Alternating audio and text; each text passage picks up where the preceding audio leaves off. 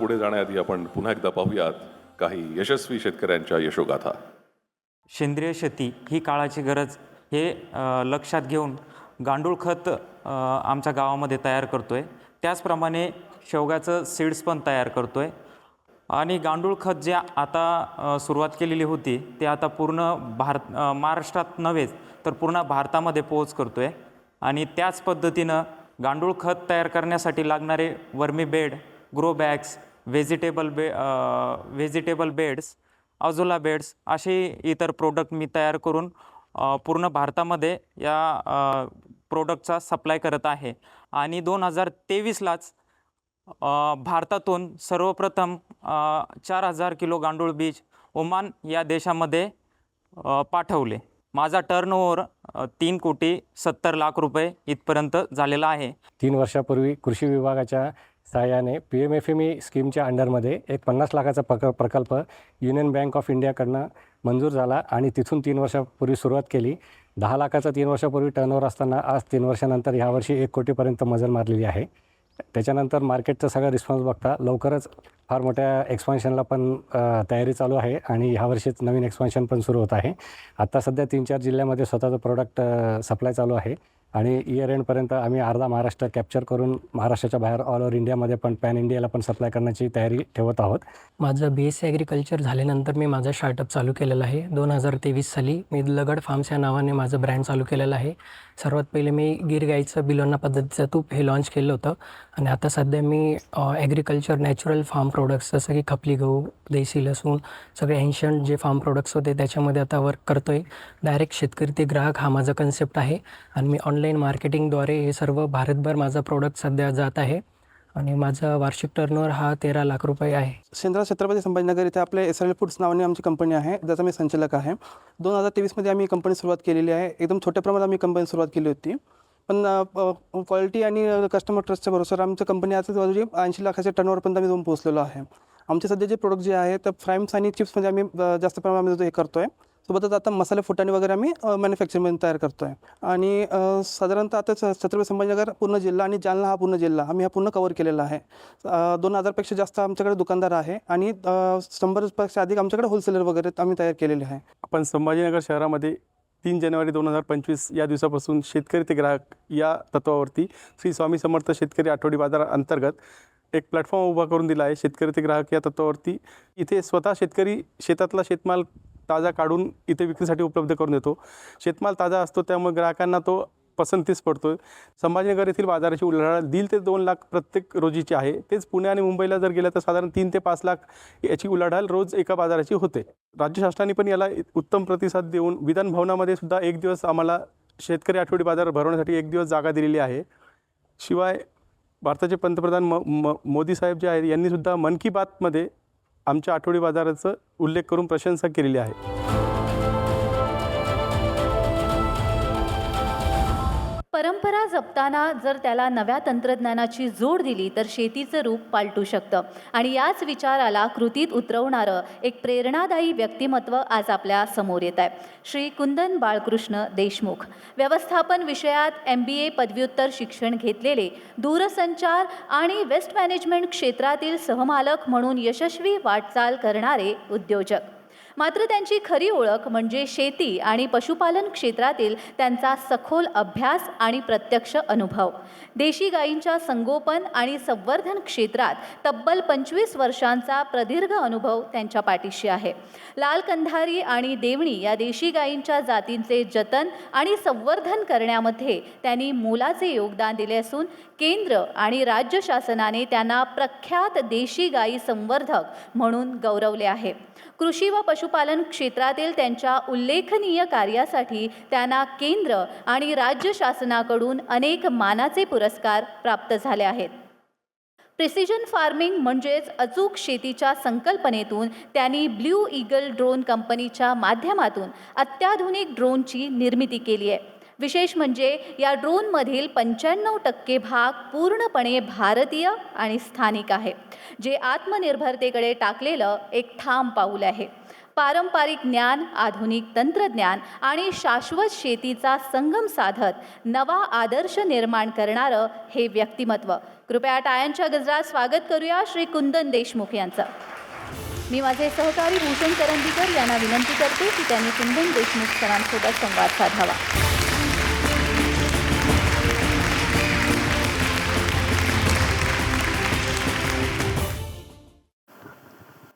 जसं आपण बघतोय की मॉडर्न फार्मिंग संदर्भात आपण बोलतोय आणि त्याच अनुषंगानं मी पहिला प्रश्न तुम्हाला सर विचारतो की या मॉडर्न फार्मिंगमुळे युवकांना नेमक्या कोणत्या संधी उपलब्ध झाल्यात असं तुम्हाला वाटतंय? मी TV9 आणि TV9 संलग्न सगळ्या सपोर्टरला मी पहिलं धन्यवाद करतो. मॉडर्न फार्मिंग म्हणजे कॅपेक्स फार्मिंग. आपल्याकडे ट्रॅडिशनल फार्मिंगची पद्धत होती, त्याच्यामध्ये आता मॉडर्न फार्मिंग आलेली आहे. मॉडर्न फार्मिंग म्हणजे ज्याच्यामध्ये आपल्याला टेक्नॉलॉजीचा वापर करायचा. टेक्नॉलॉजीज जेव्हा तुम्ही वापर करता तर तुम्ही काय करता की तुम्ही food processing, cold storage, precision फार्मिंगमध्ये drone, AI technology, digital data, या सगळ्या गोष्टीला तुम्हाला ऑपॉर्च्युनिटी देतात. म्हणजे फार्मिंगमध्ये एक व्हॅल्यू ॲडिशन होतं. व्हॅल्यू ॲडिशन आल्यामुळे तुम्हाला ऑपॉर्च्युनिटी वाढते आणि त्या ऑपॉर्च्युनिटीमुळे शेती संलग्न जे काही लोक आहेत, जसं भारतामध्ये 50% डायरेक्ट ऑपॉर्च्युनिटी म्हणजे जॉब ऑपॉर्च्युनिटी म्हणा किंवा वर्क ऑपॉर्च्युनिटी ही शेतीमधून भेटते आणि 30% म्हणतात. I think it is must have reduce to 25%. It is come indirectly opportunity from farming. तर याच्यामध्ये आपण 75% जेव्हा लोक शेती संलग्न गोष्टीमध्ये त्याच्यातून आपण आउटपुट काढतो. तर मॉडर्न फार्मिंगमध्ये तुम्ही जर बघितलं त्याच्यामुळे तुम्हाला खूप मल्टिपल प्रमाणे तुम्हाला ऑपॉर्च्युनिटी जास्त येते. म्हणजे recently I don't know there is a research report from US. I think it is last year. त्यांनी सांगितलं होतं की येणाऱ्या काळामध्ये सगळ्यात जास्त ग्रोथ ही ऑलमोस्ट 19 to 21% शेती संलग्न सर्व्हिसेस आणि प्रोडक्ट्समध्ये येणार आहे. So I think this is a biggest achievement of modern farming which is going to come in India. Okay, because India असा एक देश आहे जिच्यामध्ये शेती हा खूप महत्त्वाचा भाग राहिलेला आहे आणि इथे लोकांचं ऑलमोस्ट 100 करोड प्लस लोक आहेत. तर फूड सिक्युरिटी मेजर कन्सर्न आहे. त्यामुळे I think in coming time modern farming will be a biggest job provider in entire India. That is what I look at. Sir आणखीन एक महत्त्वाचा प्रश्न म्हणजे जसं आत्ता आपण म्हणलात की शेती आणि शेतीपूरक व्यवसायांसाठी येणारा काळ चांगला असेल, त्याच्यावरतीच बरंचसं अर्थकारण अवलंबून असेल. आधुनिक शेतीमध्ये कोणकोणते गोष्टी समाविष्ट होतात किंवा कोणकोणत्या प्रकारचे उद्योग आपण समाविष्ट करून घेऊ शकतो? तसं आधुनिक शेतीमध्ये मल्टिपल उद्योग समाविष्ट होतात. आता मी पूर्ण ते एकाच याच्यामध्ये फ्रेम करू शकणार नाही, पण त्याच्यामध्ये तुम्ही ॲग्रोनॉमी म्हणा, ॲग्रो फॉरेस्ट्री म्हणा, कोल्ड स्टोरेज म्हणा, ॲग्रो प्रोसेसिंग म्हणा, AI आणि डेटाबेस पण म्हणा. ओके, आणि मग त्याच्यामध्ये ॲनिमल हजबंड्री आहे, पोल्ट्री आहे, ओके, फिशरी आहे. So almost agriculture is a very vast field. Okay, त्याला तुम्ही कोट करायला गेलं तर ऑलमोस्ट त्याचे ऑलमोस्ट 20 ते 25 सेक्टर्स येतील. ओके, बायोटेक्नॉलॉजी पण आहे. सो ह्याच्यामुळे हे ड्यू टू टेक्नॉलॉजी हे सगळे सेक्टर ओपन होते आणि हे सगळे अनटच आहेत. म्हणजे ठीक आहे, इनिशियल स्टेज आहे भारतामध्ये. जसं मी तुम्हाला एक ऑफ कॅल्क्युलेशन सांगतो की भारतामध्ये शेतीचं GDP कॉन्ट्रिब्युशन 18% आहे, 18 to 20% आहे. भारतामध्ये आपण ऑलमोस्ट 57 बिलियन डॉलरचं एक्सपोर्ट करतो, पण ऑन द अदर साईड आपण 37 बिलियन डॉलरचं इम्पोर्ट पण करतो. आणि तुम्ही जर भारताचं पोस्ट हार्वेस्ट वेस्ट बघितलं तर तो थोडा डिबेटेबल विषय आहे, पण it comes to around 20 to almost 40%. तर मी हे सगळं जर तुम्ही बघितलं त्याच्यामध्ये मला ऑपॉर्च्युनिटी दिसते की जसं फूड वेस्ट आहे किंवा हार्वेस्ट वेस्ट आहे, तिथं प्रोसेसिंग इंडस्ट्री येऊन जाते. ओके, तुम्हाला उत्पन्न वाढवायचं असेल तर तुम्हाला क्वालिटी बायोटेक्नॉलॉजीचे प्रोडक्ट्स आणावं लागतील. बायोटेक्नॉलॉजी बिकम जसं प्रिसिजन फार्मिंग, जसं AI आणि ड्रोन आहे, जिथे तुम्हाला इनपुट कॉस्ट ऑफ शेती कमी करायची असेल तर ड्रोननी म्हणजे it is not changing labour replacement नाही आहे. तर माझं असं म्हणणं आहे की त्याच्यात तुम्ही कॉस्ट इनपुट कॉस्ट शेतकऱ्यांची कमी करत आहे आणि त्यांना एक दुसरं काम करण्याकरता वाव पण देतं. सेकंडरी तुम्ही डेअरी पण आहे. ओके, डेअरी प्रोडक्ट्स आहेत. आपण म्हणजे आय रिमेंबर की भारतामध्ये आय थिंक 2016 और 15ला दुष्काळ पडला होता. तेव्हा डॅनॉन या कंपनीनी क्लेम केला होता की इंडियामध्ये दुष्काळ पडल्यामुळे आमचं $6 बिलियन मिल्क प्रोडक्टचं नुकसान झालेलं. So we are a source for lot of things globally आणि लोक entire world is depend on us. कारण सगळ्यात बेस्ट पार्ट काय भारताचा, भारतामध्ये जो भारताचा शेतकरी आहे हा खूप एंटरप्राइझिंग आहे, म्हणजे खूप मेहनती आहे. म्हणजे रिसेंटली एका गेस्टनी सांगितलं होतं की भारतामध्ये तुम्ही सांगा आणि ते शेतकरी तो बनवून टाकतो. ओके, आणि ती खरंच आहे. ओके, म्हणजे तुम्ही युरोपला जा किंवा US ला जा, ते एखाद्या वर्षामध्ये एक उत्पन्न घेते. पण मी पण शेतकरी आहे, मी एका वर्षामध्ये ऑलमोस्ट 7-8 उत्पन्न घेऊन टाकतो. जसं मी पहिले सोयाबीन घेतो, मी सोबत कापूसही घेतो, तूर पण घेतो, हरभराही घेतो, मकाई घेतो, ज्वारी पण घेतो. सो हे जे एंटरप्राइझिंग पणा आहे, okay, that is also a big opportunity. म्हणजे one of the part of modern farming enterprisingship, म्हणजे आपण म्हणतो ना स्टार्टअप्स आहे. ओके, ही these are or opportunities that is going to come from modern farm. जसं आता तुम्ही सर म्हटलात की आपण वेगवेगळी पिकं एकाच वेळेला घेऊ शकतो आपल्या इथे. सध्या निसर्गाचं थोडंसं गणित बिघडतं आहे, म्हणजे अवकाळी पाऊस किंवा दुष्काळ किंवा पूर, तर याचा आधुनिक शेतीवरती काही परिणाम होऊ शकतो का? ऑफकोर्स शेती हे नेचर डिपेंडंट आहे आणि शेती नेहमीच अनसर्टन राहिलेली आहे. पण त्याच्यासोबत म्हणजे आज आपण म्हणतो मॉडर्न फार्मिंग म्हणतो किंवा टेक्नॉलॉजीमुळे जसं आपल्याला हवामान कळतं, आपल्याकडे एक डेटा आहे. समज मोबाईल, जसं मी 25 वर्ष मोबाईल टेक्नॉलॉजीमध्ये काम करत आहे की मी स्वतः शेती पण almost I am 50 years old, तर 30 वर्ष पण शेती करत आहे. तर 30 वर्षापूर्वी आणि आताच्या परिस्थितीमध्ये खूप फरक आहे. ओके, तर मला एक डेटा पण भेटतो, मला एक कॅल्क्युलेशन पण कळतं. आणि जसं टेक्नॉलॉजीमुळे काय झालं की इन्फ्रास्ट्रक्चरची जी पहिले कमी होती ती पण मला भेटलेली आहे. तर याच्यामुळे काय झालं की तुम्ही अनसर्टन शेतीसोबत तुम्ही एक सर्टन शेतीकडे पण म्हणजे शाश्वत शेतीकडे पण जसं जाऊ शकता. एक सिम्पल एक्झाम्पल सांगतो की माझ्याकडे सोयाबीन आहे आणि सोयाबीन भुसा वेस्ट जातो. पहिले तो जो जाळून टाकायचे, आता बायोफ्युलमधून बरेच कंपनी विकत घेतात. पण मी काय केलं, माझ्याकडे 500 बकऱ्या आहेत, तर मी बकऱ्याचं फिडिंग त्यांच्यावर करतो. ओके, जरी अवकाळी पाऊस आला तर ते बकऱ्या becomes source of income to me. Okay, किंवा मी समजा आता मध्ये मी मका लावली होती आणि ती झोडपल्या गेली, ती मका झोडपल्या गेली. ओके, तर मी ते माझ्याकडे गाई आहेत त्यांना मी फिडिंग करून टाकलं. ओके, सो माझं असं मत आहे की पहिले पॉप्युलेशन कमी होतं, लँड जास्त होती, एक कॅल्क्युलेशन नव्हतं. जसं यांनी सरांनी सांगितलं होतं की फायनान्शियल कॅल्क्युलेशन नव्हते. पण आता तुम्ही ते करू शकता आणि याला म्हणजे शिक्षित राहायची काही गरज नाही किंवा शहरात जायची गरज नाही. कारण मोबाईल अशी एक टेक्नॉलॉजी आहे जी तुम्ही त्याच्यावरून तुम्ही सगळं शिकू शकता. ओके, म्हणजे मी 2-3 युवकांचं स्टेटमेंट्स ऐकले की सर असं आहे, शाश्वत काय, हे काय. तर तुम्ही जेमिनीवर जा, ChatGPTवर जा. Okay, these are a very good platform. किंवा गुगलवर जा आणि तुम्हाला सगळा डेटा भेटू शकतो आणि यू कॅन ऑलवेज डिसाईड की तुम्हाला काय करायचं. ओके, सो आय थिंक शेतीसोबत शाश्वत शेती एक प्रकार आहे, तो 100% शेतकऱ्यांनी करणं फार गरजेचं आहे. ओके सर, आधुनिक शेतीच्या माध्यमातून जर एक इकोसिस्टीम युवकांना करायची असेल तर त्यासाठी त्यांनी काय करायला हवं? भारताचा एक सगळ्यात मोठा ड्रॉबॅक आहे की आपल्याकडे अनऑर्गनाइज सेक्टर शेती खूप जास्त आहे आणि इकोसिस्टम नाही आहे. ओके, जसं माझ्याकडे गाई आहेत, मी गाई सांभाळतो, पण दूध मला डेअरीला द्यावं लागतं. मग डेअरी मला 10 दिवसांतर पैसे देते किंवा 25 दिवसांत पैसे देते.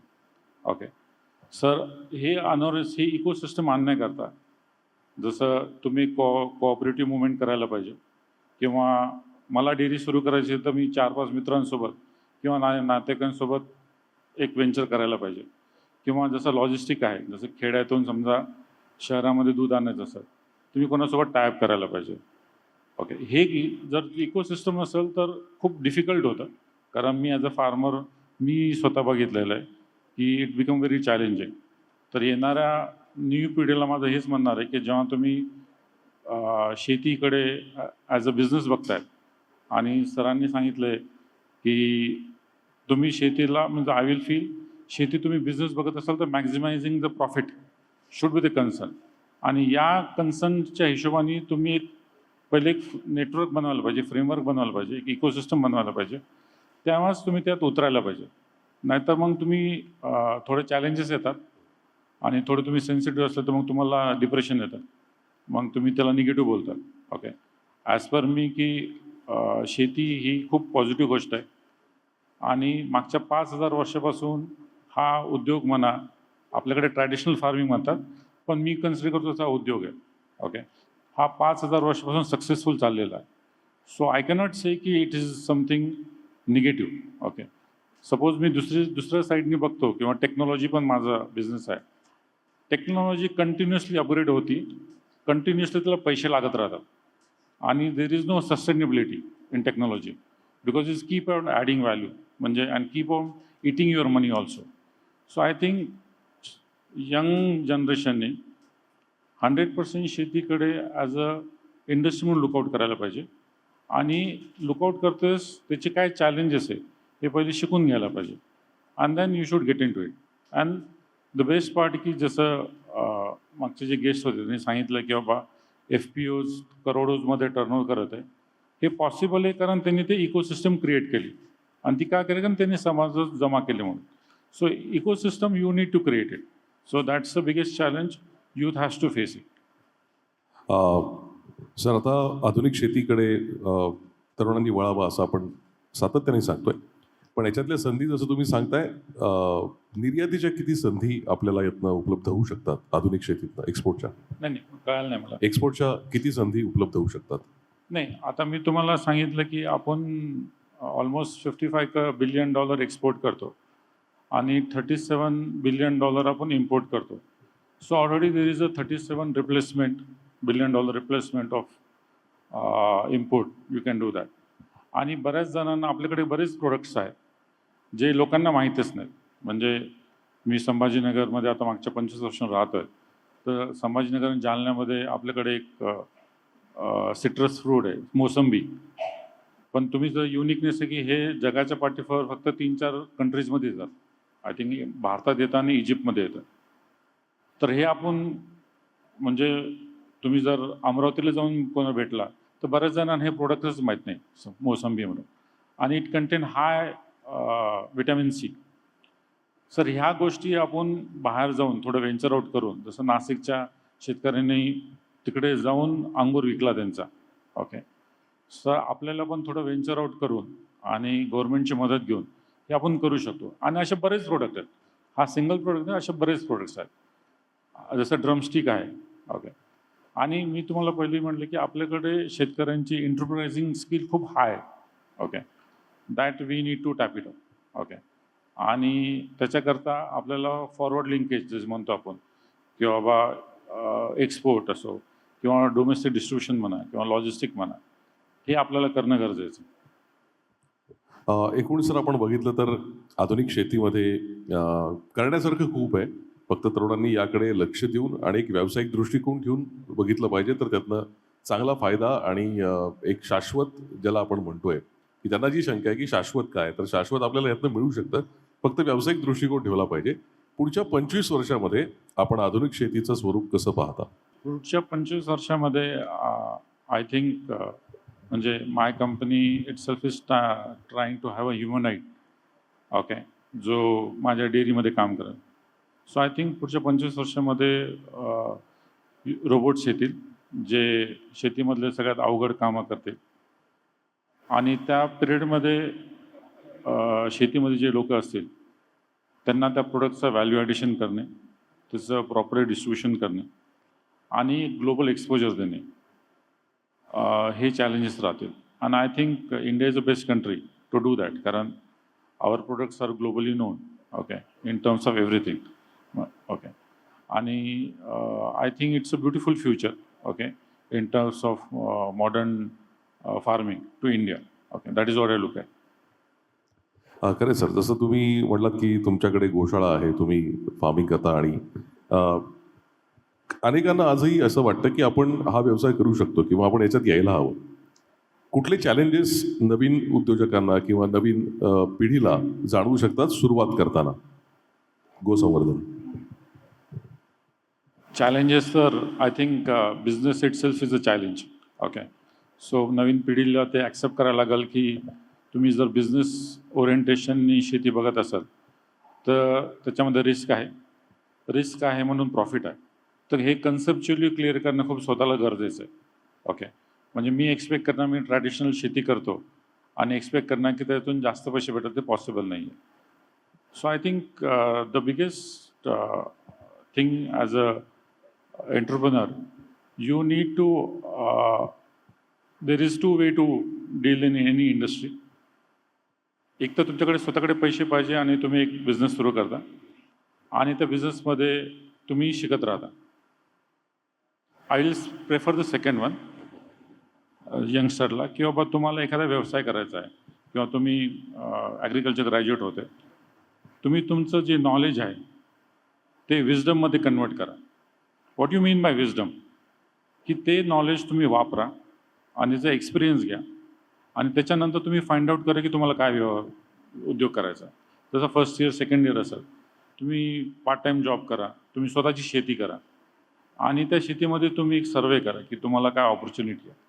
ओके, आणि बाय द टाईम तुम्ही ग्रॅज्युएशनच्या बाहेर आले, I think you should work 1 or 2 years as a job anywhere, ज्यांनी तुम्हाला एक्सपोजर भेटेल, एक डिसिप्लिन भेटेल आणि देन यू वेंचर इन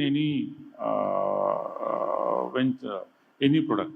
कारण त्यावेळेस तुम्हाला मार्केटचं नॉलेज येईल, शेतीमधले चॅलेंजेस येतील आणि तुम्हाला मॅनेजमेंट पण येईल. ओके, जसं मी म्हणतो की मी जरी शेती करायचो आणि मी गोशाळा सुरू केली, पण जेव्हा आम्ही गोशाळा केली आम्ही इमिजिएटली 200-300 गाई केल्या आणि 1 वर्ष असं आलं की आमच्याकडे चाराच नव्हता. मग then we have to buy the आणि ॲनिमल हजबंड्री बिझनेसमध्ये असं आहे की तुमचा चारा स्वतःचा नसेल तर तो लॉसमध्ये जातो. ओके, सो हे मी चुका करू शकतो. सो आय थिंक यंगस्टरनी पहिले बेसिक्स क्लिअर करणं गरजेचं आहे. ओके, जसं एखादा बायोटेक्नॉलॉजीमध्ये विद्यार्थी असेल आणि त्याला शेती उद्योग करायचा असेल म्हणजे कंपनीकडे, त्यांनी त्याच्या कॉलेज टाईममध्ये त्या कंपनीमध्ये जाऊन काम करायला पाहिजे, ते पोटेन्शियल बघायला पाहिजे. नाही तर कसं होतं की युजली तुम्ही ग्रॅज्युएट होता, you are a student, you enjoy life आणि immediately when you come graduation बाहेर आले तुम्हाला प्रेशर येऊन जातं आणि मग तुम्ही म्हणता की मी ॲग्रिकल्चर सेक्टर चुकीचं निवडलं. Okay, so this should not happen. Okay, specially when you look farming as a industry. Okay, और when you look at farming as a money making business, you have to do that. थोडक्यात मित्रांनो असं आहे की आपण शेतीकडे किंवा शेतीपूरक उद्योगांकडे जोपर्यंत व्यवसाय म्हणून बघत नाही तोपर्यंत आपण त्याच्यामध्ये आपल्याला हवा असणारा जो फायदा आहे तो मिळवू शकणार नाही. त्यामुळे कोणताही व्यवसाय ज्या प्रकारे आपण करतो, व्यवसायासाठी जी मेहनत घेतो, त्यातल्या अडचणींवर मात करतो, तशीच मानसिकता ठेवून जर आपण शेती केली तर त्यातनं आपण नक्कीच एक समृद्ध आयुष्य जगू शकू. हाच खरं तर यातला संदेश आहे. सर, तुम्ही आज वेळात वेळ काढून आलात आणि आम्हाला मार्गदर्शन केलं त्याबद्दल आपले मनापासून आभार. थँक्यू. Thank you sir. धन्यवाद सर. मी कुंदन देशमुख सरांचा सत्कार करण्यासाठी MITचे महासंचालक श्री मुनीश शर्मा तसेच महाराष्ट्र राज्य सहकारी बँकेचे प्रशासक श्री विद्याधर अनास्कर यांना मंचावर येण्याची विनंती करते.